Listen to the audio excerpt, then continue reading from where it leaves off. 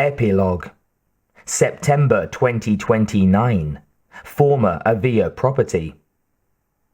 It was dark and quiet, just like the first time Mark Herrera had visited this place.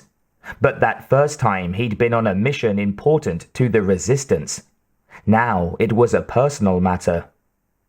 He waited in the middle of the weeds and grasses until he was sure that nothing of significance was moving out there. Then he raised 2 fingers and beckoned the people behind him. Not waiting for their arrival, he moved forward towards the orange grove. It didn't take him long to find the hole they'd dug, the hole from which they'd extracted Danny Avila's time capsule. The earth they'd excavated was still piled up beside it, the mound now slightly eroded.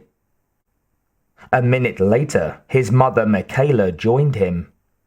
Kyla Connor and her dogs hung back 30 or 40 yards, not wishing to intrude on this private moment. Mike set down her field pack and opened it, pulling out a bag of heavy cloth. It said USPS on the side and was closed by broad white drawstrings. But she just held it while she looked around. "I loved this place," she said in a whisper. The sound of traffic in the morning, fresh orange juice, Mama Teresa making breakfast. Just the fact that it was ours. The family's. Mark unclipped his folding shovel from his pack and extended it for use. "I'm sorry, Mama. It's not ours now." "Yes, it is. It's behind enemy lines, but it's our land, and it will be as long as I'm alive. It'll be ours longer if you decide you want it." Mark smiled. "I'm not sure I can think that far ahead." "You've got to, Mark. If people just fight without thinking ahead, they'll fight in random directions.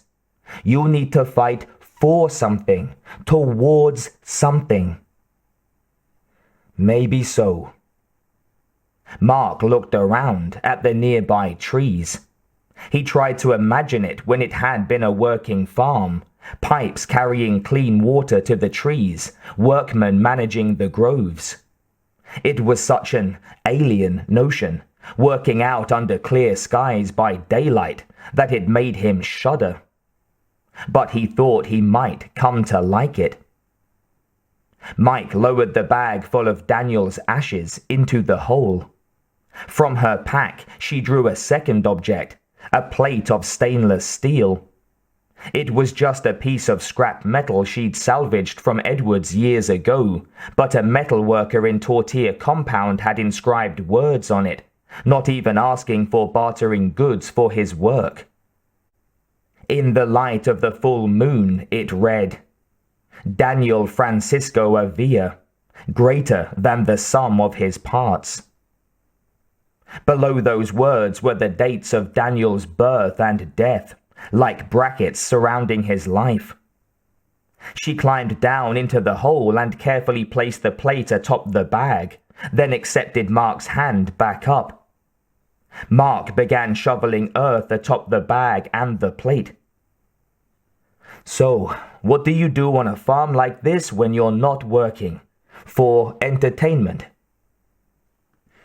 "Well, among other things, it depends on whether you have a pretty wife." Mike gave her son a critical eye.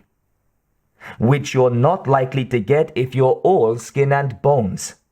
Mark, you're too skinny."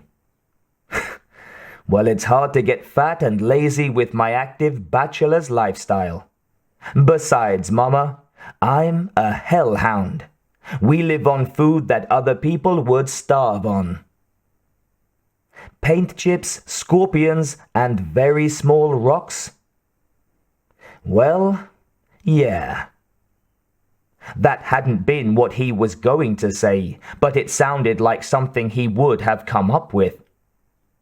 Her voice softened. "Welcome home, Mark."